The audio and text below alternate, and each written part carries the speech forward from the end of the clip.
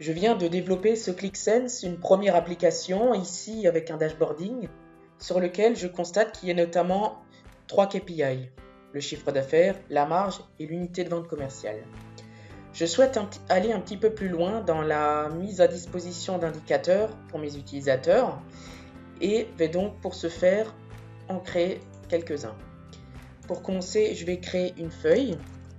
Ici, je vais juste appeler indicateur et je vais passer en édition. Je rappelle que la possibilité de passer en édition résulte du fait que je dispose d'une licence professionnelle. Les utilisateurs avec une licence Analyzer n'ont pas cette possibilité.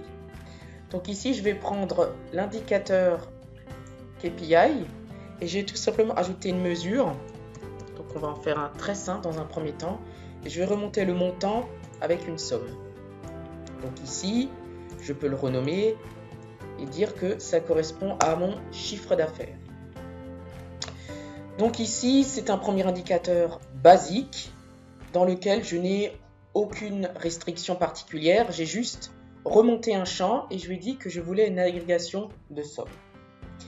Si je voulais cette fois-ci avoir la somme de mon chiffre d'affaires, mais uniquement pour la catégorie Sportwear, par exemple, c'est possible de le faire. Donc ici, en l'occurrence, on va dupliquer l'indicateur KPI.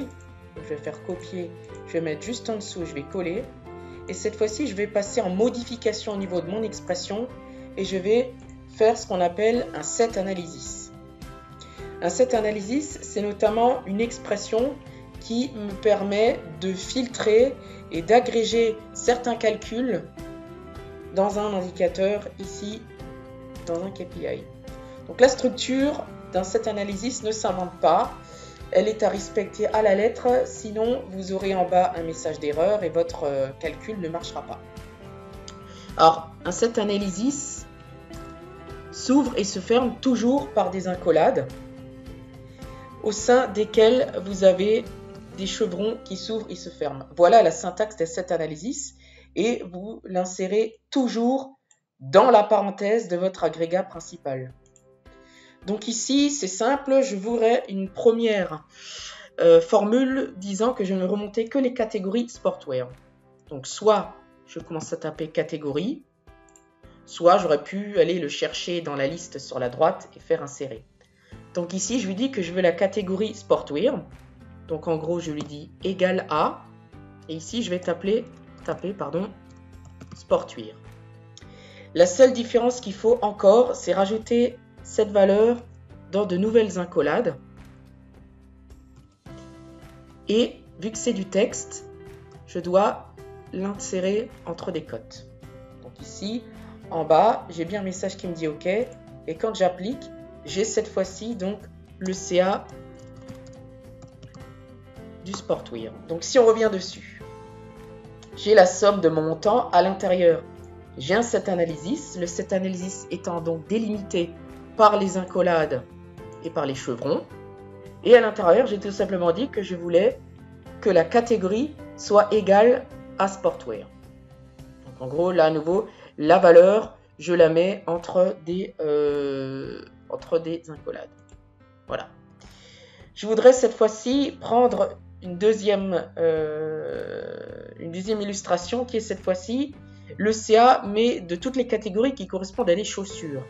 Mais vous voyez ici qu'il y a des chaussures hommes et des chaussures femmes et des chaussures enfants. Donc je pourrais soit ici, donc après duplication de mon indicateur bien entendu, séparer ici les valeurs et en mettre à la suite. Mais ici je vais utiliser un contient. Donc les filtres contient se mettent toujours entre des étoiles. Donc, ici je vais taper chaussures et je vais mettre une étoile. Le problème c'est que vu qu'ici c'est du texte, lui il va s'attendre à ce qu'il y ait une valeur existante qui soit étoile, chaussure, étoile. Si vous mettez un contient, vous remplacez tout simplement vos simples cotes par des doubles cotes. Et en haut bas, le message vous dit que c'est OK, vous pouvez appliquer. Et vous avez cette fois-ci le CA des chaussures. Donc il faut comprendre ici que ça correspond à la fois aux chaussures hommes, aux chaussures femmes et aux chaussures enfants.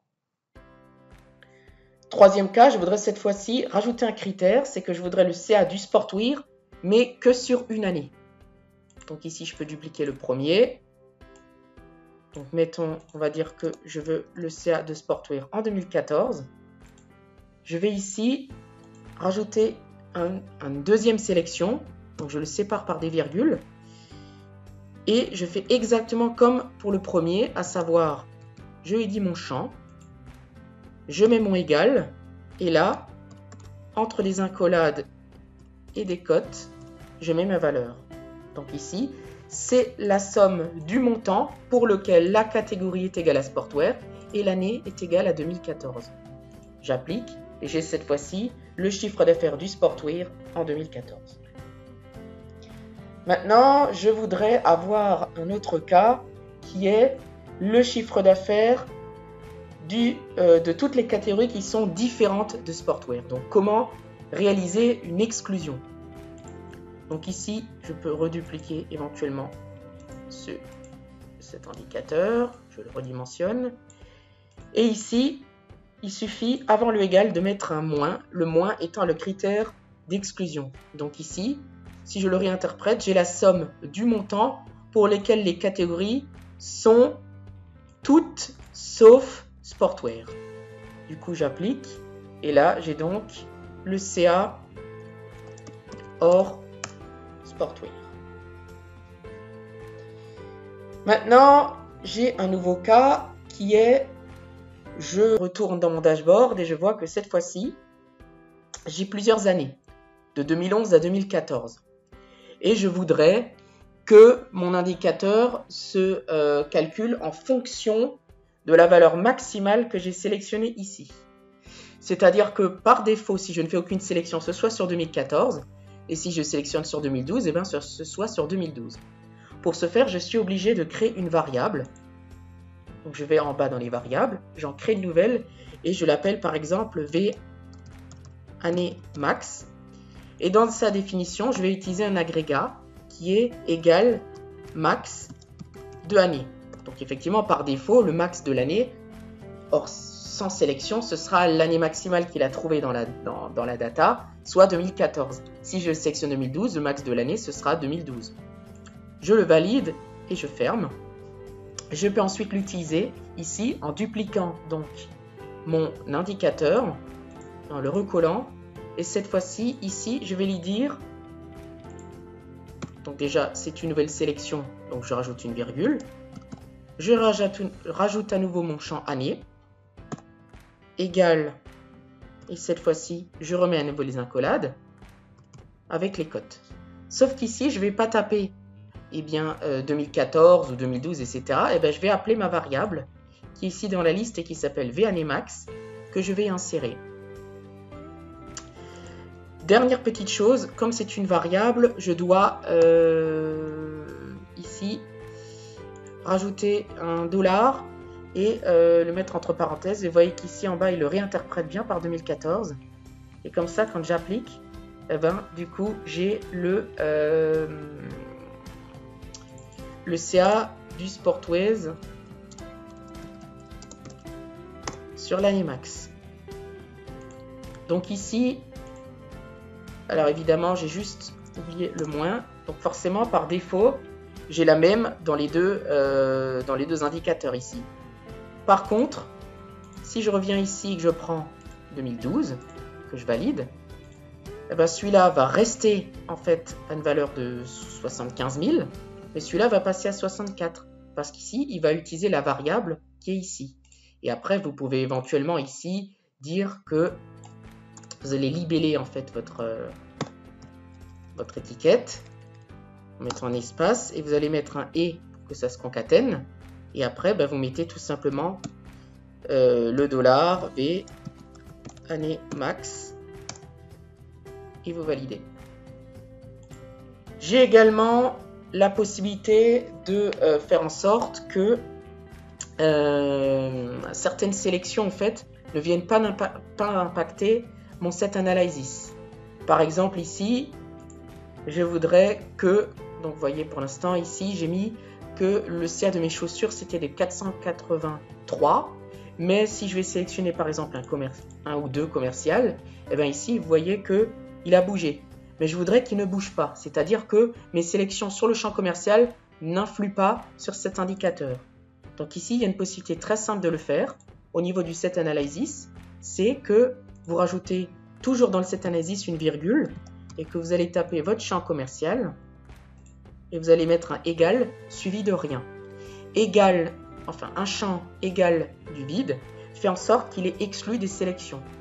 Donc ici, je valide, donc j'ai bien 483. Et si maintenant je refais la même manip, à savoir la sélection d'un ou de plusieurs commerciales et que je reviens, eh bien j'ai toujours la même valeur ici. Et vous pouvez éventuellement dire que vous ne voulez que le commercial n'influe pas, que l'année n'influe pas, etc. Donc vous mettez tous les champs suivis d'un égal pour lesquels vous ne voulez que les sélections ne vont pas impacter en fait votre indicateur. Dernière chose que nous allons réaliser ici dans cette petite vidéo, c'est de vous montrer qu'il est possible de mettre en place ce qu'on appelle un identificateur. C'est-à-dire que peu importe toutes les sélections que vous allez faire dans l'application, peu importe sur quel champ, peu importe sur quelle feuille, votre indicateur va toujours rester strictement le même. C'est-à-dire qu'il est insensible aux sélections. Donc pour ce faire, en fait, déjà ici, je peux supprimer ça. Et bien, il suffit juste, entre l'accolade et le petit chevron, d'insérer un petit 1. 1 ici étant l'identificateur, c'est-à-dire que c'est la valeur qui va lui dire « Je ne veux pas que tu tiennes compte de mes sélections ».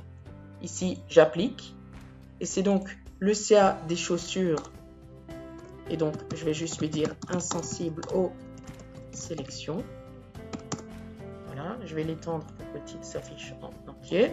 Et ici, si je reviens, que je filtre cette fois-ci sur un client, sur un commercial, sur une année et éventuellement sur un mois, je peux revenir, et lui, il va rester toujours à cette valeur. Il est insensible aux sélections puisqu'il y a un identificateur à 1.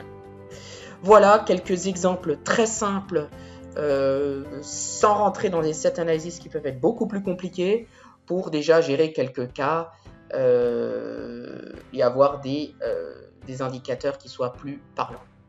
Je vous remercie de votre attention. Je vous laisse revenir vers nous si vous aviez besoin de davantage d'informations sur les set analysis ou souhaiteriez prendre connaissance de fonctionnalités un peu plus avancées. Merci.